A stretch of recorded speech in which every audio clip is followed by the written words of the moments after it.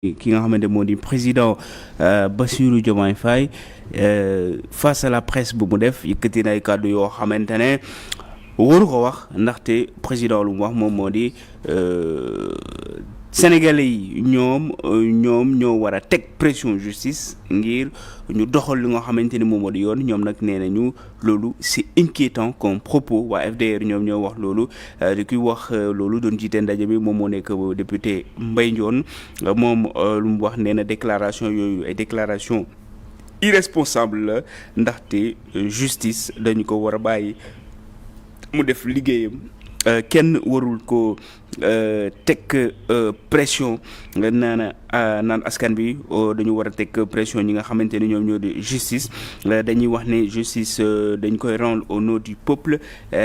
mais elle n'est pas rendue par le peuple ñoom ñooy rendre justice lu nga xamante ni nag moom la ñu war a def moom moo di respecter justice respecter nu ñuy liggéeyee ndaxte institution la fii ci Sénégal lu nga xamante ni continuer ñu ko di koy wax nee nañu ñii nga xamante ne ay citoyens ordinaires lañu yëkkatiwuñu yooyu propos yi ki nga xam moo ko yëkkati mooy première institution de ce pays mooy président de la République te loolu quand même baaxul ci li nga xamante ne moom mooy suñuy ay stabilité institution beneen bi front bi nag ñu ngi woo Sénégalais yëpp ñu bañ a céder à la pression comme président Macky Sall mu waxee teg pression sur justice bi ñeneen chaque citoyen dafa war a am confiance ci lu nga xam moom moo di système judiciaire bi naam wante justice dañu ko war a bàyyi mu def liggéeyam ñoom nee nañ nag ñoom ñu ngi poursuivre li nga xamante ne moom moo di seen tournée ci à l'intérieur du pays waxtaan ak askan wi ci lu nga xamante ne moom moo di sujet justice politique économique ak lu nga xamante ne moom moo soxal nekkin fii ci Sénégal. Le ministre de l'économie daal dinay dalal le directeur du département Afrique du FMI pour rek waxtaani ak programme économique. waaw ki nga xamante ni moom mooy jiite kuréel googu moo di Abebe Aymero Selassie moom mooy directeur département Afrique Fonds monétaire international ministre de l'économie moom moo ko dalaloon démb Abdourahmane Sarr waxtaan ci lu nga xamante ni moom moo soxal Sénégal ci wàllu koom programme économique ak financier boo xam ne mën nañu dinañ koy teg mu affilié wu ak li nga xamante ni moom moo di vision Sénégal 2050 waxtaan wi nag tourné na ci ay points yu bëree wax naa ko ci nan la ñuy def ba ndaw ñi entreprendre nan la ñuy def tamit ba yaxanal lu nga xamante ni moom moo di financement yi ak tamit lii di dette bu Sénégal soxal lu nga xamante ni moom moo di finance publique yi leen li nga xamante ni discuté nañu ko moom moo di dettu bu nga xamante ni moom la Cour des comptes wax ne c'est une dette cachée loolu tamit waxtaan nañ si nan la ñuy def ba améliorer situation bi ndaxte jafe-jafe am na ginnaaw bi nga xamante ni conjoncture internationale mayewul ngay lepp lu bëre maintenant loolu la ñu waxtaan ci lu nga xamante ni moom moo di ndaje mi fexe ba nga xamante ni transparence dina am ak li nga xamante ni moom moo di confiance soxal ci lu nga xamante moo di suñu économie. Algérie daal di ne tëj son espace aérien au Mali. dama fàtte changer lu nga xamante moo di parce que je sais il a déjà abordé cette question là mais dama ko remplacer woon ak lu nga xamante moom moo di pomme de terre bu nga xamante ni fii di ceeb muy arrondissement Ndande nekk ci Kébémer ñoom dañ ne chaque année dañuy produire ay tonnes lii di pomme de terre wante amuñu ay silos de stockage ak ay foo xamante mën nañ ko fa def donc at mi perte nañ ay pomme de terre bu bëree lu toll ci 120,000 tonnes yoo xamante ne moom la ñu soxla nee nañu 31,000 tonnes yëpp daanaka dafa yàqu ñoom nag ñu ngi laaj ci nga xamante ne mooy ministre de l'agriculture mu jàpp ci bu baax a baax loolu moo nekkoon dernier point moom moo remplacé bon désolé dama ko fàtte non c'est pas grave transféré. Merci beaucoup Pape Malick ñu jaajëfal la bu baax a baax dañuy rebondir un peu par rapport ak ñi nga xamante ni ñu ngi bay pomme de terre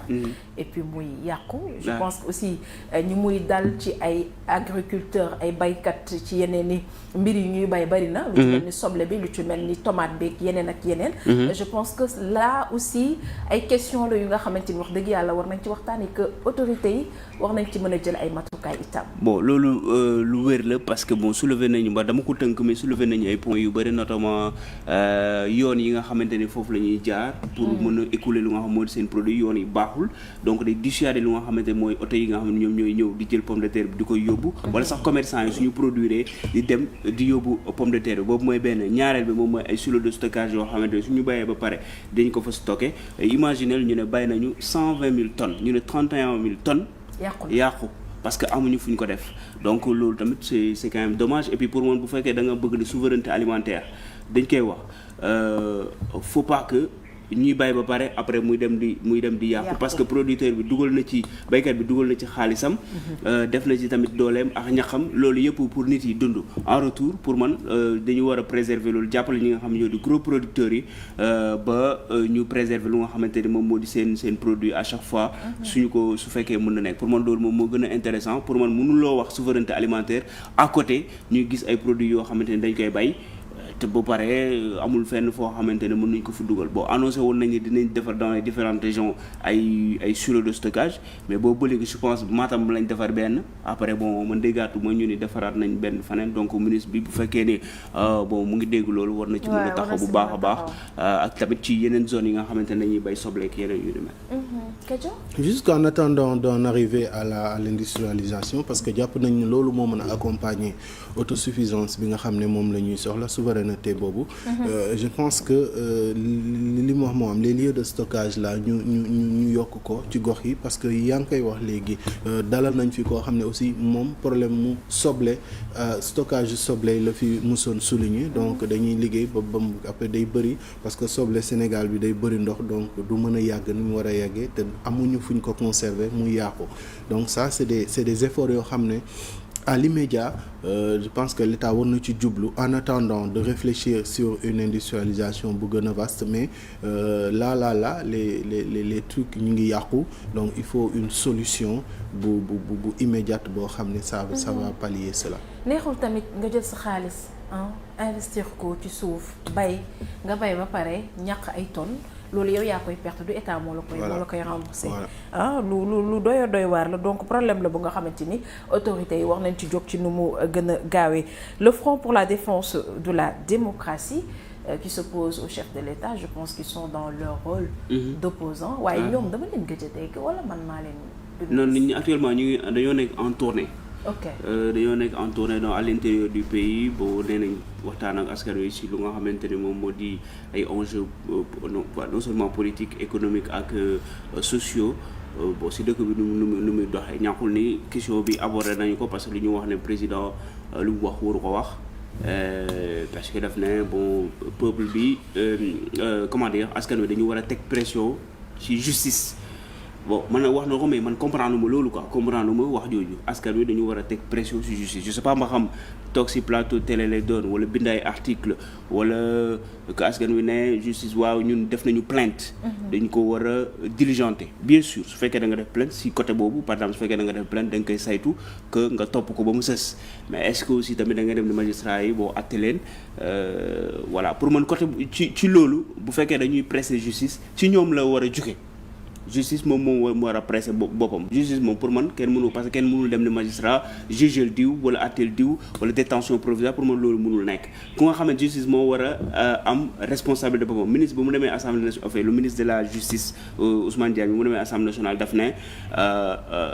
moom nekkul moom mooy teg pression justice te bon on le comprend bon pour man aussi tamit confusion de rôle la su fekkee dafay bëgg ne waaye ñu diligente ay enquête ak yeneen yu ni mel mais quand même pour man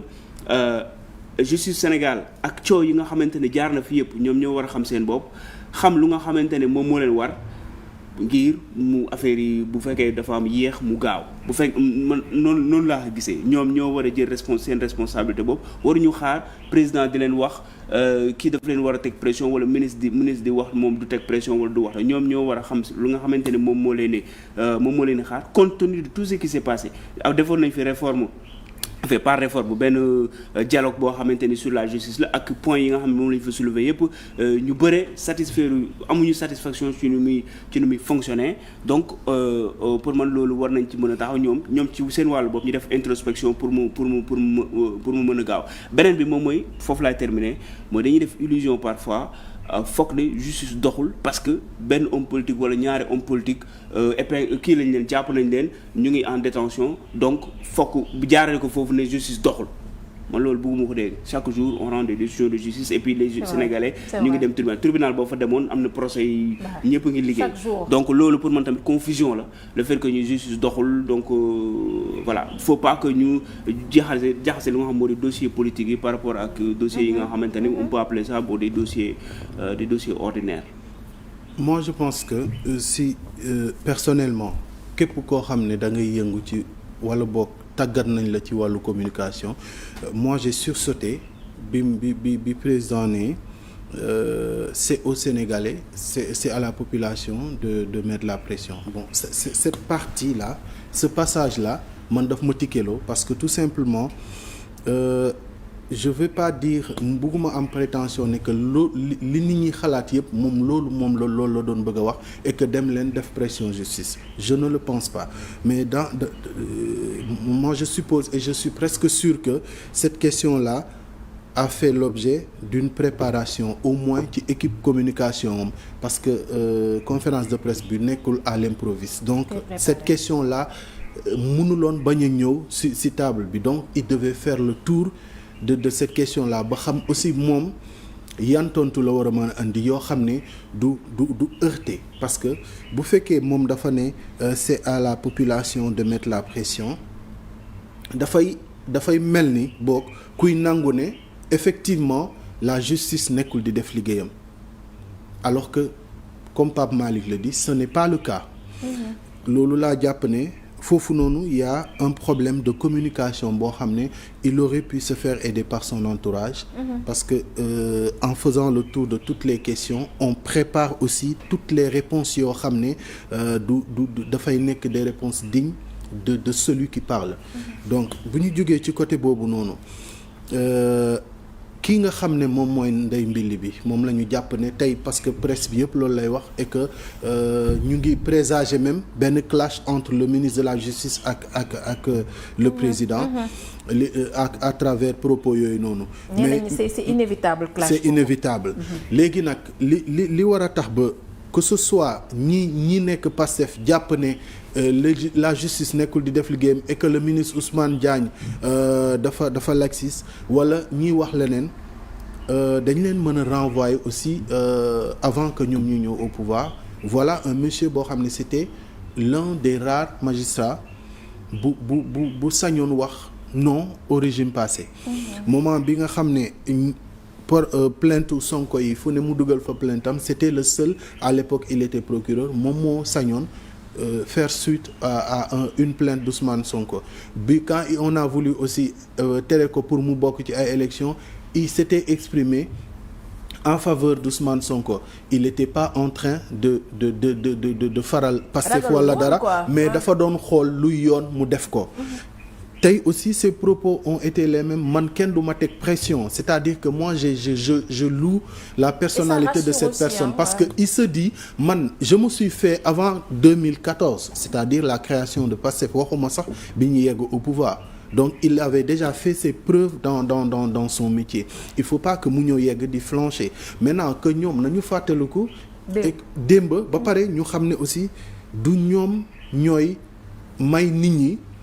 luy fragiliser non seulement le gouvernement mais luy fragile parce que tey jii bu clash amee ça n'arrange personne parce que après débat la boo xam ne mooy continuer moom il va continuer à garder la tête haute parce que tête haute boobu noonu moom lañ ko xam te ñoom yaakaar naa ne moom la ñu gis ci moom ba jël ko mettre ko là où ils l'ont mis et moom aussi il est en train de le faire de montrer ñoom dañu war a kontaan ça parce que quand il dit kenn du ma teg pression nit ñi loolu rek lañ doon ñaan une justice indépendante même si moom il est politique parce que il a un portefeuille ministériel mais mu ngi ànd ak juge yi di leen jox liberté ñu liggéey seen liggéey c'est pas à lui d'aller taper aux portes des juges pour ñu gaawantu donc daf leen di bàyyi ñu liggéey ak seen xel bu dal que les Sénégalais aussi ñu bàyyi leen ñu liggéey ak xel mu dal maintenant dans la communication gouvernementale que les gens fassent beaucoup plus d'efforts c'est aussi simple que ça. boobu naa si yokk benn affaire bu ndaw. Allez-y. En fait pour man gouvernement en tout cas le président le premier ministre war nañu veiller à ce que ministre bi ñu teg ko pression ba mu rendre démission. Ça ce serait une très mauvaise ba mu rendre démission. ñu bañ koo teg pression. Voilà, ñu bañ ko teg pression ba mu rendre démission. je pense su fekkee ne dafa démissionner quand même ce sera une mauvaise image ci lu nga xamante ne loolu la ñu def depuis bu ñu toogee ba léegi surtout si wàllu justice parce que bon dafay envisager dafay xaw a niroog un peu démission Kéba Mbaye en 93 te boo ñaanuñu ko yàlla donc pour man aussi tamit sooy diriger waxtaan la am na yoo xamante ni sax concertation la ak le ministre pour que boobu mu bañ a egg fenn fi mais bu clash am nañu ko régler à l'amiable bu fekkee mën na nekk waaw mais que ministre bi bañ a démissionner ça c'est une erreur qu'il faut éviter. Man ñi naan sax clash bi dafa inévitable gëwuma loolu mën nañu bañ a àgg ci clash parce que affaire yi aussi